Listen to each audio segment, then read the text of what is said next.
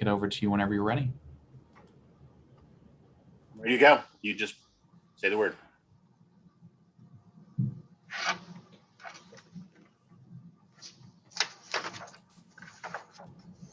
Either of you. Yep. We're ready? All right, everybody. It is good to have you with us. We are doing what is for us a regular series, giving people guidance on how to protect yourself in a scary world. What we've worked hard at the Department of Law is how to educate particularly smaller businesses on what you might call digital hygiene. What all of us need to know is that our data is valuable, and there are people out there who want to get it. And as an employer, as a small business, you have data that you manage, and there are consequences when it's managed poorly that you, your employees, your customers can feel the effects of. We're going to have a special guest here today, the head of our Colorado Department of Labor and Employment, Joe Borrella, who's been living a challenge that is a result of the data that's out there. You all have heard about this unemployment insurance fraud, which is a manifestation of identity theft. What all of us have to recognize is data that is central to our identities, our social security number, our driver's license number, where we live, mother's maiden name. That data, once it gets out there, people can pretend they're you and file your taxes or file a credit card under your name. And what all of us can do as employers, as people who keep data, is develop sound digital hygiene. And you've been hearing this before. We're trying hard to get this message out there. What does that mean for you? Well, first off, it means protect access to your data. You're going to hear from some experts today about how you do that, as well as the legal requirements. What I want to start is a little more of just the overall flavor. And let me give you my pitch from Harry Potter. Those of you who are Harry Potter fans remember the character Mad-Eye Moody. Mad-Eye Moody had a mantra that we preach here at the Department of Law. The mantra is constant vigilance, because it's going to be the one time you click that link that looks interesting or enter that sweepstakes contest that sounds appealing, that you give away data that gets used against you and your company. And so my mantra, our mantra at the Department of Law, is constant vigilance. Please be careful around your data. That's why two-factor authentication, when you have a password protected system, is important, because passwords can get out there and be compromised. That's why when Equifax acted in a way that was blatantly unreasonable, we went after them, held them accountable. We got a settlement for Colorado. We're going to use that to invest in helping to prepare better cybersecurity professionals for the future, because that's an area that we're going to be living with. Unfortunately, I can't tell you that we're ever going to solve this problem. All I can tell you is we need constant vigilance. We need collaboration to be in this work together. And as I mentioned at the outset, we have an example of why this is so important. It is what has become a big headache for our colleague here, Director Joe Borrella, because the unemployment insurance scam situation is a clear manifestation of when people get access to that data, what they can do with us. So he's going to talk about that particular issue. And then we're going to have a seminar today to give you valuable information that you can then use to protect you, your employees, your customers. We need that spirit of being all in it together. And I'm delighted to have Joe with us here today. So Joe, let me turn it over to you. Thank you, Attorney General Weiser. It's great to be here, and such an important topic. I think, as many of you that are joining us today know, that nationally, unemployment insurance fraud has made headlines for probably the last 3 months. And it is a serious problem, but it is because of data breaches that have happened, have access to personal identifiable information, and that information is being used by criminals to pretend they're you as they access a federal benefit program. And so in Colorado, the headlines are very well out there. We know we have prevented payment to about 1.1 million fraudulent claims. That is someone many actors using your personal identifiable information to apply for benefits, unemployment insurance benefits, fraudulently on your behalf. We have been fortunate in Colorado. We have triggers in place, security in place that have stopped payment of about $7.5 billion in the year that has passed since the pandemic started. Unfortunately, we paid out over $6 million as fraudsters and schemes have gotten money released. We're doing everything we can to recapture that money when possible, but some of it is gone and lost forever. And so we're trying to do our part to prevent fraud and to recapture fraud that happens. But this webinar today is so critical. You as small businesses and employers, how important, I love the word sound digital hygiene. I think it's going to be critical and part of our daily routines and lives as individuals, as business owners, as employers, to make sure that we're doing everything possible to protect people's information and data so that it's not used in these ways. So excited to be a part of this. I know that our work here at the department is never done as we try to fight these criminals using this information that they obtained fraudulently and hurting people financially and becoming victims of this. So I hope that today's webinar is helpful. I think we're doing a lot of things in partnership with the Attorney General's office and the Department of Law in Colorado to make sure that as a result of this, we are very active trying to prevent it and really go after and make sure that people that are illegitimately using this data, there's consequences for. So I'm excited that you joined us today. Attorney General, thank you for your partnership and work on this. And I believe I am going to turn it over to Jonathan Steenland. Thank you, Joe. Thank you. And thank you, AG Weiser, for hosting this event. I think it's extremely timely when you consider the fact that last year, 50% of small businesses were hit with cybercrime and 60% of those went out of business. That's just a staggering statistic that if you are a small business, you have a 25% chance of going out of business this year because of a cybersecurity attack. And so we are privileged to have some amazing speakers on this panel. I know we have a relatively short period of time, so we're going to be moving through questions pretty quickly, but I'm going to give a brief introduction for each one of them. So we would like to thank Rick Holland, who is the Chief Information Security Officer for Digital Shadows. He's also a former analyst with Forrester, so he brings a wealth of information both in the trenches of cyber threat intelligence world, as well as just a broad overview from a former analyst role. And then we also have Dave Sondheim. He is with the DHS Cybersecurity Infrastructure Security Agency, CISA. We are thankful to have him and DHS represented on this panel as well. And then we also have Thomas Russell from the National Cybersecurity Center. He is the K-12 program manager. And lastly, we have Richard Giroux, who's a former Chief Information Security Officer for a variety of very large organizations, more than I'll have time to actually mention here. So let's just go ahead and get started into it. And my first questions are going to be posed to Mr. Rick Holland. With your background, Rick, in just deep into one of the largest global commercial providers of cyber threat intelligence, what are some of the ransomware trends that you're seeing? Ransomware, what a scourge for everyone out there. The main thing I like to talk about when I talk about ransomware is it is a big business. It is a commercial entity, just like we all have businesses and we're trying to generate money. It's the same thing in the ransomware world. They have affiliate programs set up where you can buy into the affiliate program. You get the malware. You don't have to pay any money up front. And then you go out and break into businesses, small businesses, large businesses, largely any business. We see all verticals and all sizes of companies being targeted. They don't discriminate against them. And then the ransomware company that's running the malware, they keep 60 to 70% of the cut. So I'm going to go out and get 30, 40% of every victim that I target, no matter what that ransom is. So it's big business. It's commercial.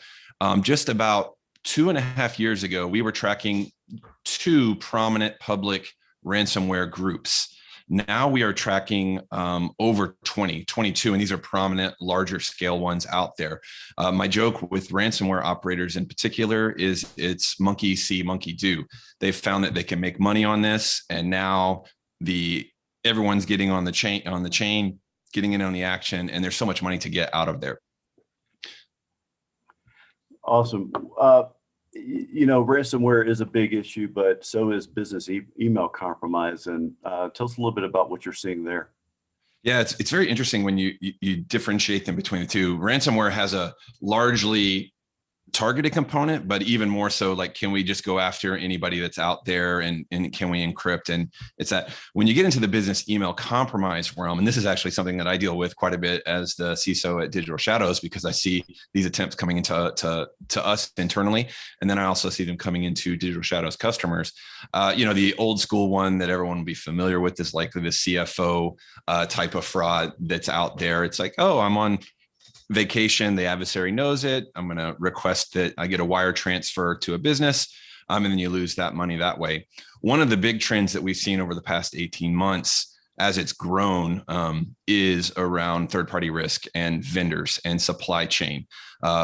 Many of you will be familiar with the term solar winds from December, right? That's a whole different type of third-party risk here. What I'm talking about is someone knows when you have a renewal coming up, because they've broken into your provider of whatever the technology or service that you have is. They impersonate your partner. So I procure things through a channel, and my channel partner sends me a new financial routing information, and my renewal is up for a service, and I send it to them. Then about 2 weeks later, my real provider comes back to me and says, hey, we never received payment for whatever service or product it is, and you thought you had paid them. So it's really, we would call it a man in the middle type of attack.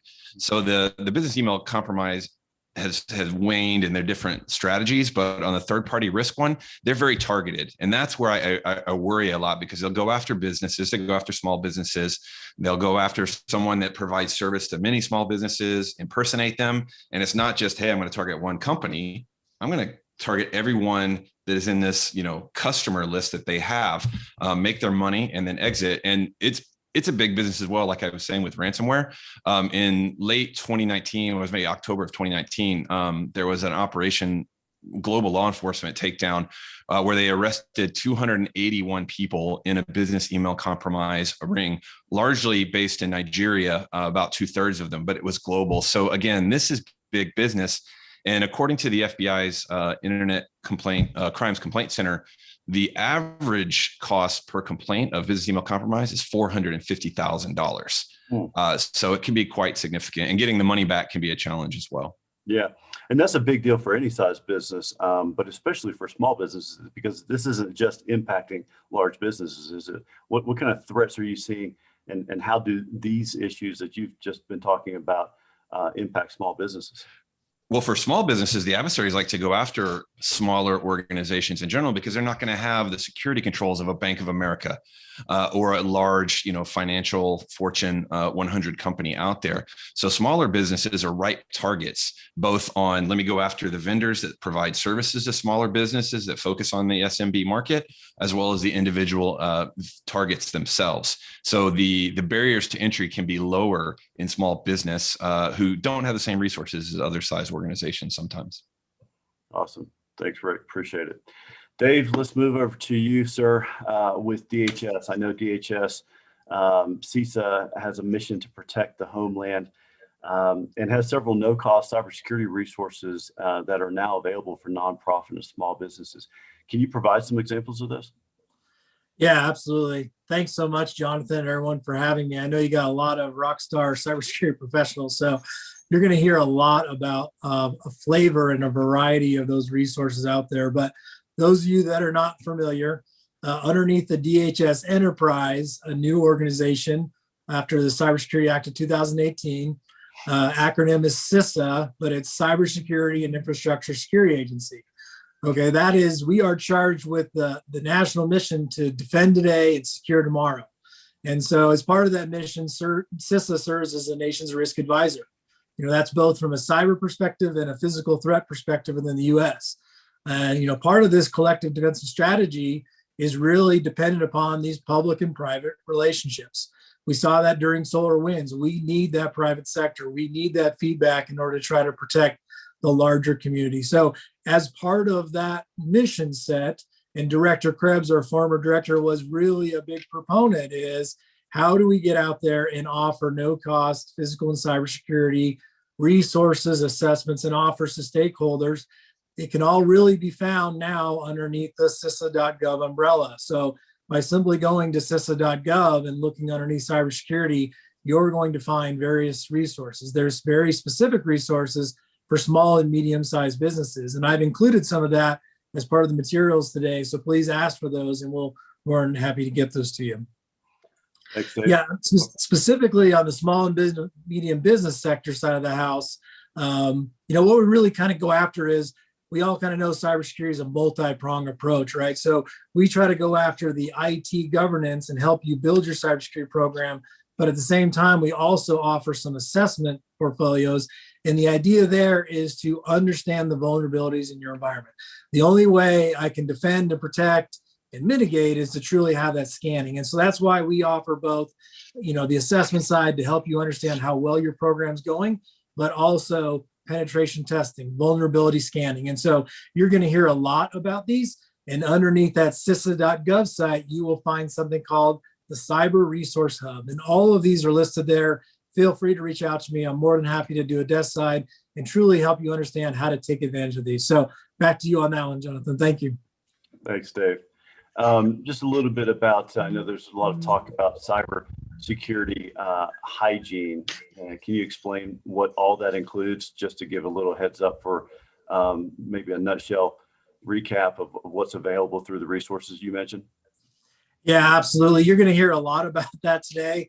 In the cybersecurity world, and as IT professionals, we really like the culture to be adopt this hygiene. And so if you think about it, just like anything else we do right now, especially with COVID, is, we're saying wear a mask across your network. We're using a very similar concept, but what we're really trying to get after is adopting, and really from the leadership of the organization on down, adopt a culture where we don't share and reuse passwords. We create passwords that must meet certain complexity. The ideal world is kind of move out of passwords and move to multi-factor authentication, which is really kind of what we're really after. We know these phishing attempts are coming at you at mass scale. And so part of that hygiene is part of that cyber awareness training, right? We want to knock down all those unsophisticated phishing emails, the foreign prints, but we really want to look at what are some of the more sophisticated phishing emails, and how can we get some detection opportunity training with our users so they can pick up on this? And as an organization, we know we never click on a link that we don't know about. We know we can hover over the link and see where that's really directing us to. We know we got to be very close and look at the domain that email came from and ensure it really is coming from that trusted partner. So again, underneath the CISA.gov construct, there's multiple resources that help you understand these basic fundamentals of cyber hygiene. Awesome. Thanks, Dave. Appreciate you being here and highlighting those resources available to our community. Let's move over to Mr. Richard Giroux, AKA formerly known as Rambo. And I kid you not, he has been in the trenches in many large and small breach investigations over his career as a CISO across numerous organizations.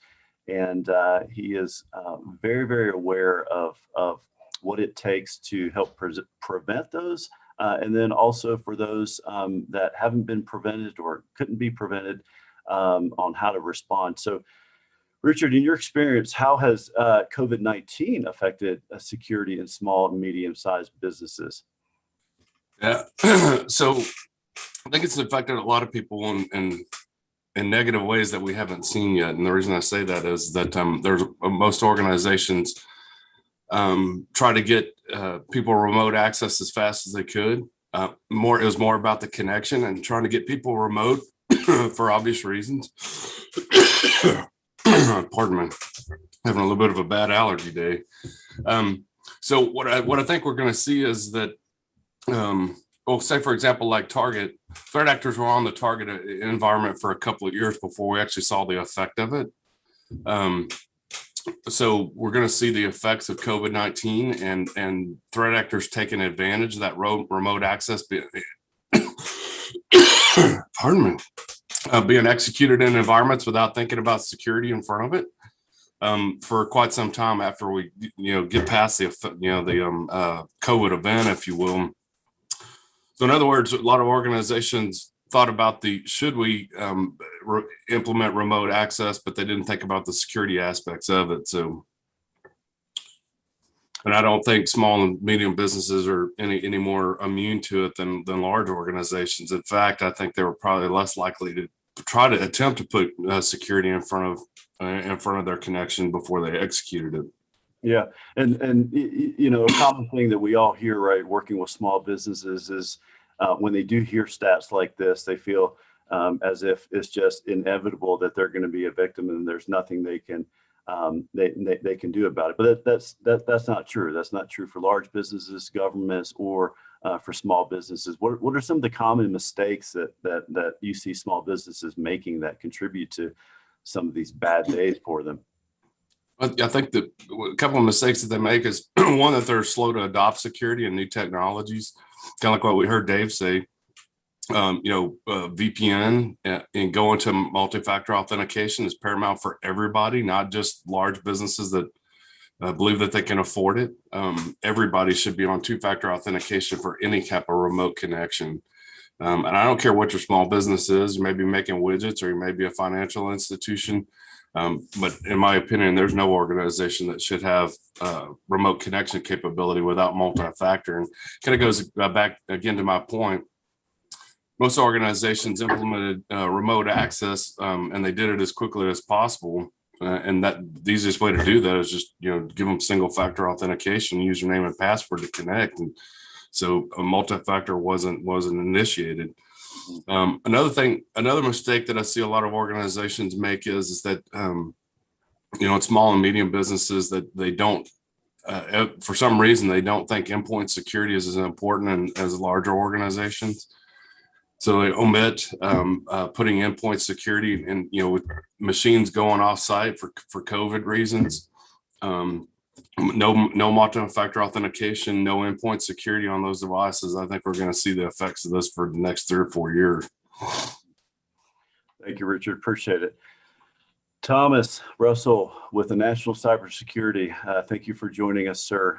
You represent one of the shining star pillars of the NCC in Colorado, which is the K through 12 program. And I think you bring a unique and different flavor and angle to this panel, which is you work with the next generation of cybersecurity professionals. So you're constantly developing programs for them, programs for their parents to educate them.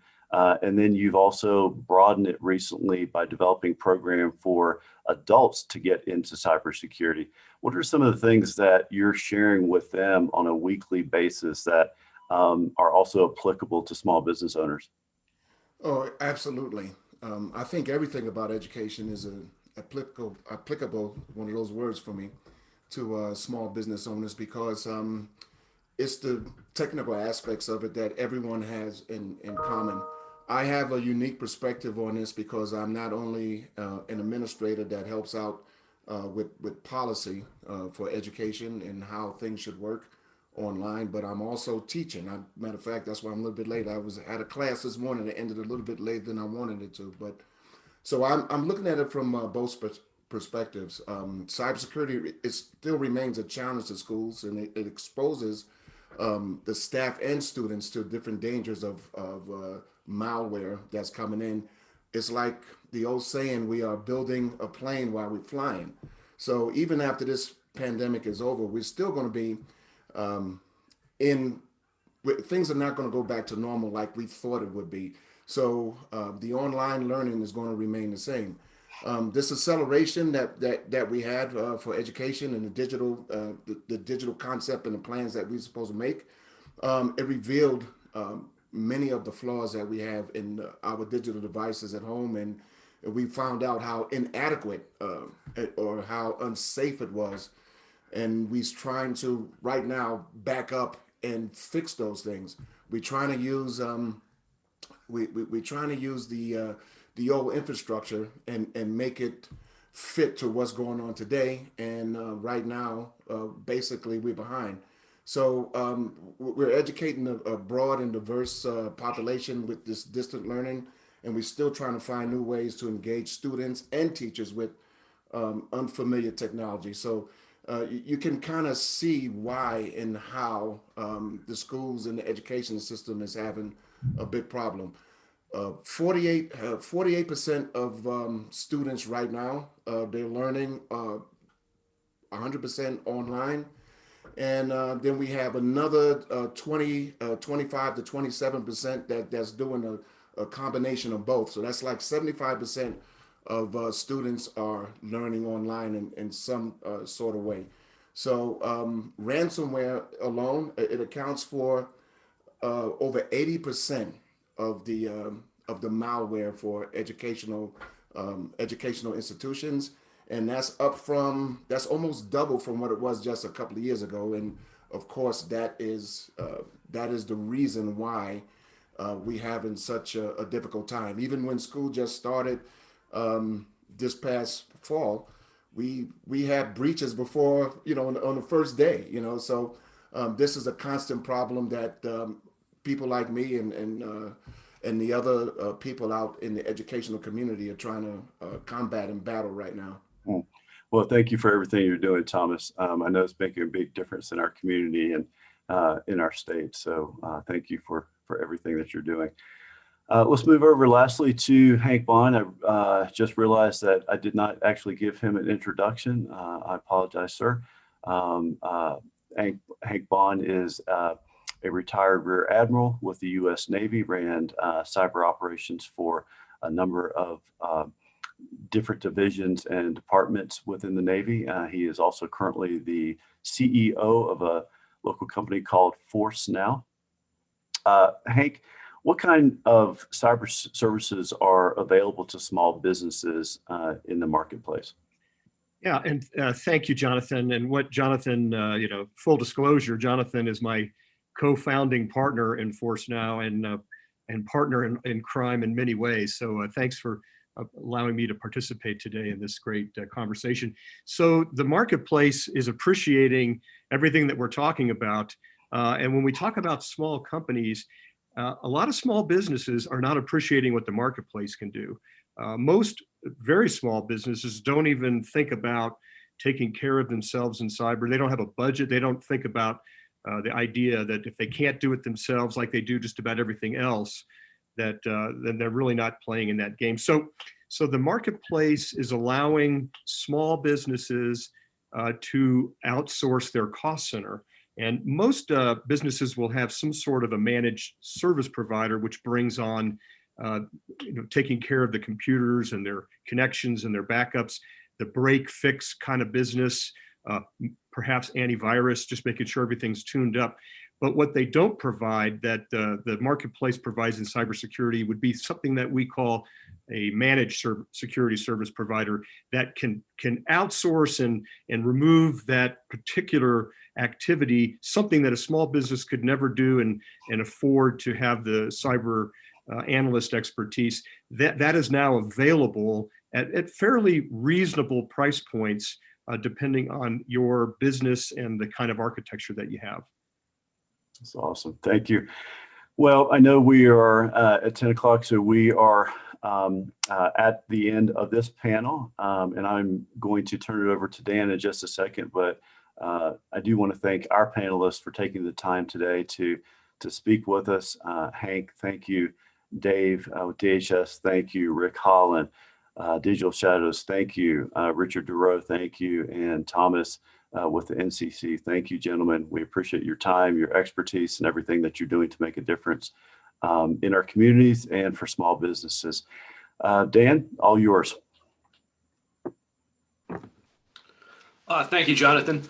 It's my pleasure to introduce a terrific panel to you. What we're going to talk about today is how to create a cybersecurity program from a small and medium-sized business perspective.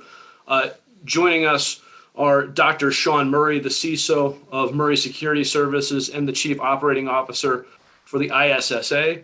Additionally, we have Joseph Chung, who is the Chief Information Security Officer for Atomize LLC, and also the founder of Toggle Industries. And finally, we have Tracy Lechner, the proprietor of the law offices of Tracy L. Lechner, who is an experienced privacy attorney. All three of these panelists have significant experience counseling clients in cybersecurity and data privacy. And without further ado, I want to toss it over to Dr. Murray. And I'll ask, Doctor, where do you start when creating a cybersecurity program, and what are some of the best practices that you can recommend? Thank you for the introduction, and privileged to be on the panel with my esteemed colleagues. It's a conversation that keeps coming back, right? So it doesn't matter if you're a small business or a large complex corporation. A lot of your cybersecurity problems or challenges are going to be the same, just at different scales. And it's, some of the previous discussion in the previous panel, look at, what resources are available based on a small business. Larger corporations are going to spend lots more money on countermeasures to trying to prevent. Well, that isn't necessarily viable for a small business or small organization. So what do we look at first, or what do we advise a business or a small business respectively? And that is take a look at, do an inventory. What are your most critical business processes? They're usually going to be based on your industry. What industry are you in? Some industries are more highly regulated: healthcare, banking, finance. But the processes that, when you do that inventory, that can disrupt your business are the ones you need to look at first. And if you consider that in any industry, 80% of your business processes are automated, that becomes a significant issue. And no one looks at that until, as it was mentioned earlier, the previous panel, sometimes it's too late. So I would say you do an inventory of those critical business processes, classify your information, classify the assets associated with those, and then come up with a plan. There's resources that we're going to talk about on this panel to help us get there.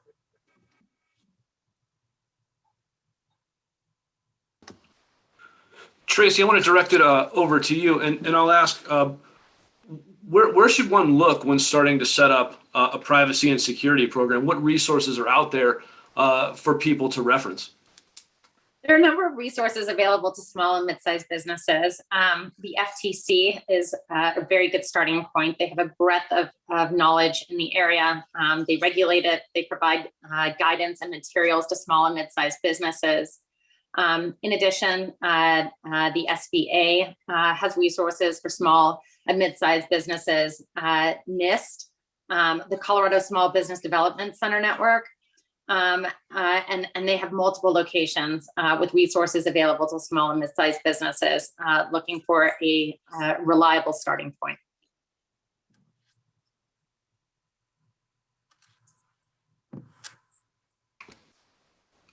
Joseph, what are some of the best technical controls and frameworks that small and medium-sized businesses can reference when looking for information? Yeah, Dan. So I think one of the things that we primarily start with is the risk management framework. The risk management framework provides a significant amount of generic knowledge for small and mid-sized businesses as well as enterprises. And I know that just especially in this panel, Dr. Murray and I, we've collaborated on several instances where we will look at different industries such as finance or medical practices or any others like that.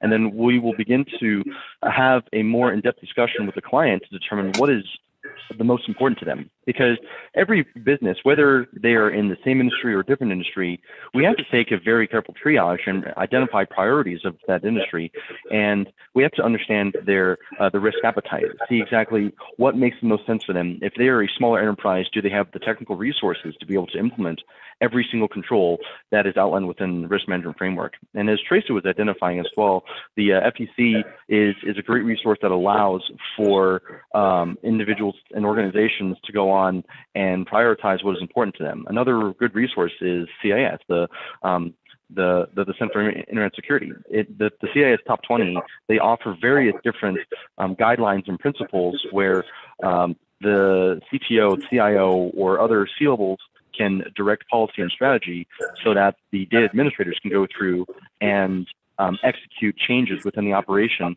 that matches the risk tolerance of the organization. Joseph, can you continue on by talking about how a company might apply the CIS controls as they're building out their security program? Yeah, I think that in and of itself is a layered approach, because as you can probably see on the screen, there are 20 different steps where you have basic, fundamental, and organizational strategies and policies. In my particular organization, I'm the Chief Information Security Officer of a global financial tech firm.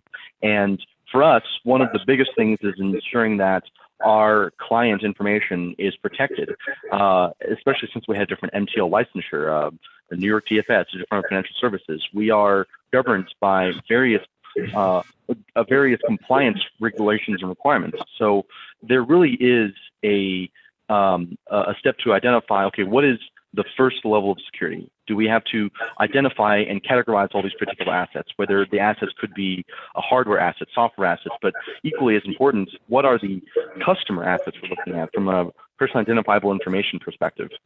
We have to ensure that the appropriate levels of security are applied to those particular assets that we have. And I think, Dan, I want to try and answer the question as best as I can. The way I understand your question is, how do we step through those particular processes?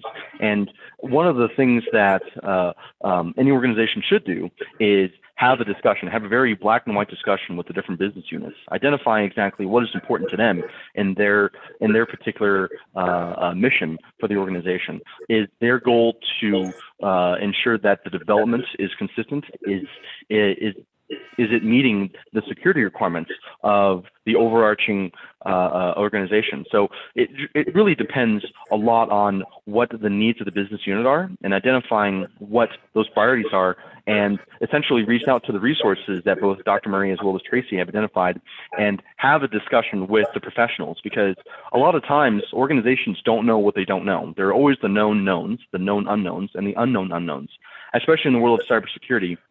There are so many unknown unknowns, and the best way is to have a practice, if you will, where even myself as a senior leader, I confer regularly with Dr. Murray and others within this industry to find, okay, well, this is what I think needs to happen, and how can we as an organization move forward in the right step and engage the appropriate shareholders and stakeholders, whether it is legal, compliance, operational control, et cetera, et cetera.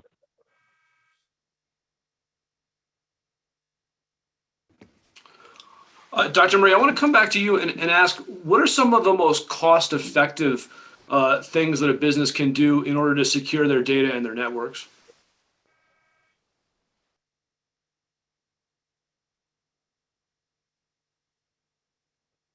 You're on mute. Dr. Murray, yes. Oh, yeah, sorry. Technology. You think after being online, we can get this stuff figured out. So good question, Dan. You know, to Joseph's point earlier, you know, having an understanding of your business, it usually starts, you know, for small business, you don't have a board of directors, right? So what's your strategy? You're in business. Identify what's important, what keeps you viable, you know, including in a pandemic. But when you take a look at the program itself, identifying, as I mentioned previously, your most critical business processes, and coming up with a plan, it may be intimidating for a small business owner to take a look at this approach. I actually was consulting with a client here in the Southern Colorado area earlier this week, and he shopping for IT cybersecurity consulting services for his credit collections business. And, you know, one of the things was, after he was going through and talking to different candidates, nobody really took time to question him as far as his business. Well, what type of business are you? What types of activities do you do? What is the strategy? What is your growth strategy? And I had a better understanding of his business to be able to give him that feedback. Whereas other vendors, they want to give him a product or a solution. They don't really care about or show interest in the business itself. So as a small business owner, find somebody who's going to be able to provide you strategy so that you understand where your gaps are, help you address those gaps. And, you know, there's one way to eat an elephant, one bite at a time, right? You know, look out for the snake oil salespeople that are trying to sell you products to solve solutions, unless they're going to have that strategic conversation with you. Well, Dr. Murray, let me follow up on that by asking, what's the best way to go about vetting potential vendors for cybersecurity solutions? Yeah, so it's one great resource. Tracy hit on it earlier amongst a lot of the other ones. Here in Colorado, for instance, we have a great small business development center network. So we have over 15 SBDCs and even many more satellite SBDCs, small business development centers, part of the SBA, Small Business Administration, that provide credible vetted consultants in various areas of business, to include cybersecurity consultants. And so if I'm a small business and I want to try and vet an organization, I don't want to do that on my own because I may not speak that language. And the strategy of that consultant or that vendor may be to scare me into purchasing services or products I may not want. Make an appointment with an SBDC, ask for an SBDC consultant. They will best advise you. In most instances, it doesn't cost a small business anything to contact the SBDC, set up a profile, and establish contact with a trusted resource. Hey, Sean, I wanted to tag in, if I may, actually, something else as well with the SBDC. Whenever a small business SMB reaches out and talks to another organization, the organization has to find a cultural fit. Many times, especially in my current position, I interviewed several third-party IT vendors and several MSSPs. I believe Admiral Bond had mentioned the managed security service providers. It is critically important to have a strong cultural fit and ensure that the leaders and the data administrators have a strong relationship with the third-party organization. Just because you come across a highly recommended organization, and most of the time that they'll work out for you. But in the same regard, you have to ensure that they are able to meet the needs, the very specific needs of your organization, and that they understand the criticality that the business units and of the business units, and that there's an understanding between the two. It is never a one-size-fits-all solution. As the principal consultants for Toggle Industries, we constantly speak with organizations that are in similar or the exact same industries. But sometimes we'll tell customers, look, we don't think that at this current point in time we are the right fit for you for many different reasons, and we just have to be honest. And the honesty goes from both the vendor to the consumer, as well as from the business to the vendor. So, yeah, it's a good point, Joseph. You know, that you're going to realize as a consultant, as a professional, whether or not the organization is just trying to solve a problem by hiring somebody to blame when things go wrong, or whether or not they really want to implement what we refer to as that strong cyber hygiene to address issues associated with their business. I will walk away from an organization that does not want to embrace a culture of sound security hygiene, or at least work in that direction.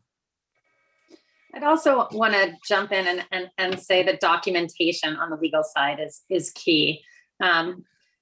It's not enough to lock your doors and leave your windows wide open. So when you look to vendors and you look to service providers to assist you in your operations, in addition to looking at their cyber hygiene, document what they're telling you, document what they're committing to providing, and make sure that you're auditing those practices over time to ensure that they're doing what they're saying and they're saying what they're doing. And that's key to compliance with legislation that's been put in effect across the country and internationally as well. Yeah, Tracy, you bring up a super point. We see this with gaps with a lot of our clients. They get into an MSP or an MSSP contract, but there's no service level agreement that articulates how you're going to grade their performance. What are they delivering for you? We've seen contracts where, you know, they don't want to provide 72-hour breach response if something happens on their end as a provider. And, you know, with the privacy and cybersecurity laws in the United States being individual per state, it gets pretty complex for a small business. Good point. The other thing I think is important to sort of bring up and tag along to the conversation, because I think that cybersecurity sometimes makes companies nervous. There is a reasonability factor that gets applied with respect to cybersecurity. We are not looking to apply the Google standard to a company with revenue streams that don't look anything like a company like Google. Companies are viewed by the FTC, by regulators, in terms of the nature of their business, the type of data and sensitivity of data that they're collecting, the overlay of regulations in their industry, and the resources available to them. I think that when one puts together a cybersecurity program, one has to look initially at what kind of data you're collecting. You have to classify it. You have to identify where it resides, apply appropriate protections, create a policy around those pieces of data. How are you going to treat them? What do you expect of your employees? It's not just enough to put it down on paper. You've got to train your employees on how to address that policy, how to implement it, and make them want to take accountability for the success of the organization, for the security of the data, for the well-being of the company and its customers or clients, regardless of who they are. And then plan for what happens when things don't go the way you anticipate, because a data breach is not a matter of if, it's a matter of when. And one needs to be prepared. And I think that all of those steps, when placed in context of the size and nature of an organization and their data, become suddenly digestible. And then it's about finding the professionals who are a right fit for you in terms of configuring that to suit your business needs and to comply with the applicable regulations, like the ones that are currently in place in Colorado and elsewhere. Tracy, while we're on the subject of reasonable security and compliance with existing laws, can you talk a little bit about some of the cyber fundamentals that you think every business should employ in order to protect their data and systems? Sure. I think that what Joseph was saying earlier is correct in terms of one having to identify what kind of data you're protecting and classifying it based on your industry and the sensitivity of the data. But generally speaking, there are sort of low-cost items that businesses can take to provide a lot of bang for their buck, using multi-factor authentication, requiring passwords, not utilizing default passwords on systems and tools that are being incorporated into a network, timely updating software. If you are getting updates for your Microsoft operating system, implementing those quickly so that they are patching vulnerabilities is exceptionally important. Protecting your files and your devices, ensuring that they are properly encrypted if you have sensitive data residing on them, securing your router. Again, this notion of not using default names and passwords, implementing basic tools like firewalls and antivirus software and keeping them up to date. And then what we were talking about earlier, deciding how your organization is going to protect your information and training your employees. I can't underscore enough how creating a culture of accountability and a desire to be a part of a company that succeeds by virtue of protecting the information that is not just private to the individual from whom it's being collected, but maybe proprietary and instrumental in the success of the company. Creating that culture of cyber hygiene and collaborative activity is really key. And training people on how to react when things don't go well. What happens when a ransomware demand pops up on your computer? What are you going to do? These are things that should be actively discussed and constantly reiterated and revisited as technology and the environment changes, and it's changing very, very quickly. And Tracy, I wanted to add on top of that as well. All this fundamentally begins at the very top of the organization. If there is not executive or senior leadership buy-in, all of these plans and all of these checkboxes are for naught. It is incredibly important that the different plans that you had listed out, having a risk mitigation plan or a damage assessment or the information security assessment plans, all those are critically important. And it is also important that the employees, the individuals who are actually executing on the day-to-day operations of the organization, they need to have a understanding as to why certain things are the way they are. As a CISO, it is very common for me to interface with legal and HR and others, who they'll say, well, we're not quite sure this is the step we want to go. And then it is therefore the responsibility of the senior leaders to say, well, we want to go this way because of X, Y, and Z. It should never be it is because I said so, or this is the way we've always done it, so we're not going to change it.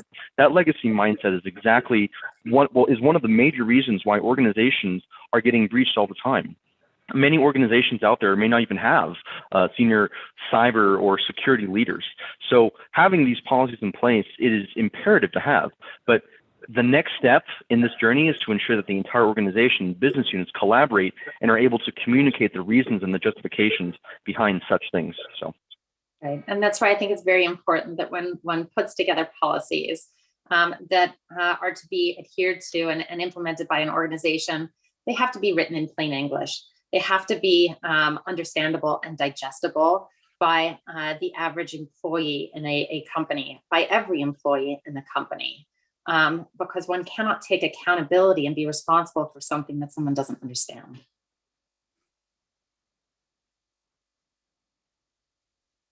So I'm going to throw this out to the panel generally, and feel free to jump in, anybody who's got an answer. But when we talk about the basic cyber fundamentals that Tracy just referenced, how much money does it cost to implement those different standards? Is it really expensive, or is it something that can be done on a budget? I think it really depends, and Sean, I know that you and I are probably going to go back and forth on this, but it really truly depends on the industry that the organization is in. If they're in some sort of highly regulated environment, whether it is in financial, where you have, like I said, an MTLs, or where you have money trading licenses, or if you're in medical, where you have HIPAA compliance, and you have any organization that has PCI, the payment processing compliance requirements. It really truly depends on what they're in, as well as their risk appetite.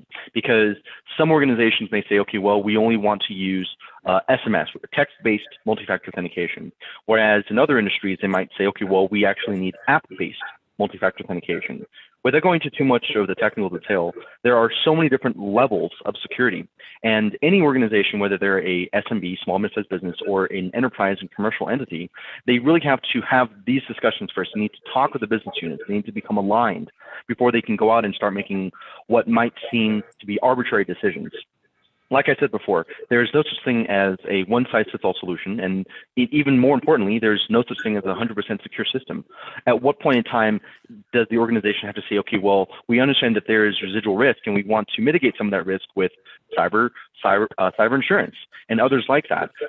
The organization, whether they are a 3 to 5 a 3 to 5 person organization, or they're a 30 to 50,000 organization, they really have to have these discussions.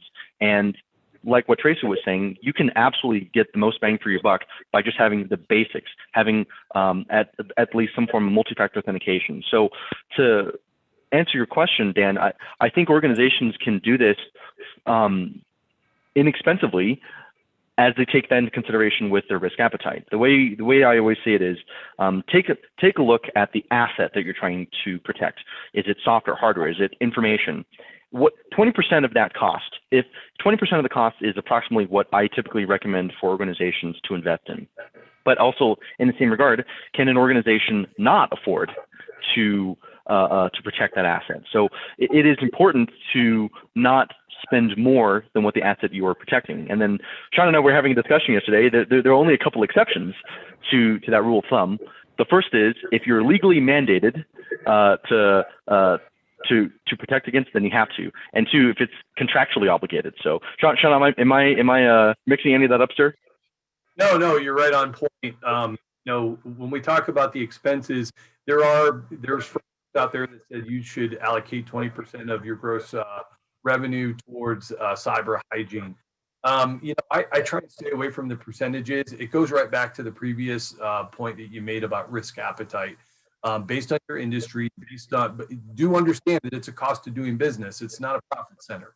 So it is an investment in protecting your business. So, and I'll hit back, on the SBDCs, the other resources that are available out there. Beware of the snake oil The best bang for your buck is to first start with a trusted advisor, SBDC network. If you outgrow the capabilities of the SBDC network, there's additional resources that they can advise you on.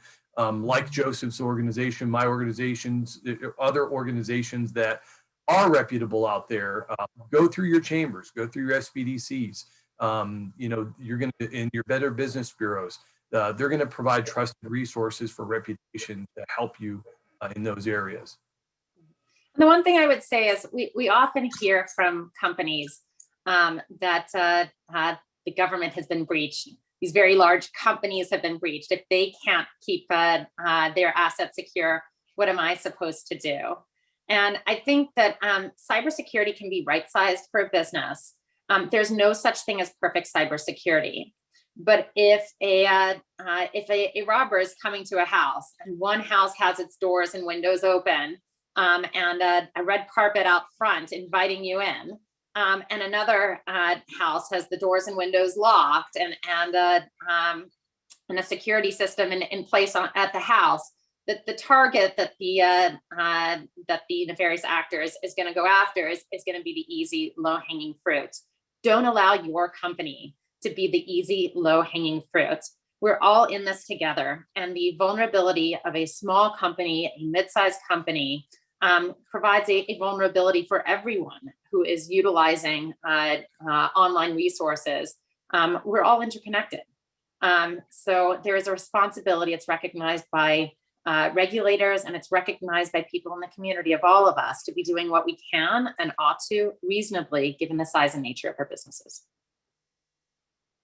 Tracy, that's great advice. And we're winding down on time right now. So I want to throw it over first to Joseph and then to Dr. Murray. And I'll ask just for final thoughts on the panel. What's one thing you want the audience to take away from today's discussion? And I'll start with Joseph. I think the most simple piece of advice is to don't ignore it. Don't ignore cybersecurity. Many organizations think that, oh, well, I'm too small and therefore I'm not at risk. This really goes back to what Tracy was just talking about. Threat actors, they will always go after the lowest hanging fruit.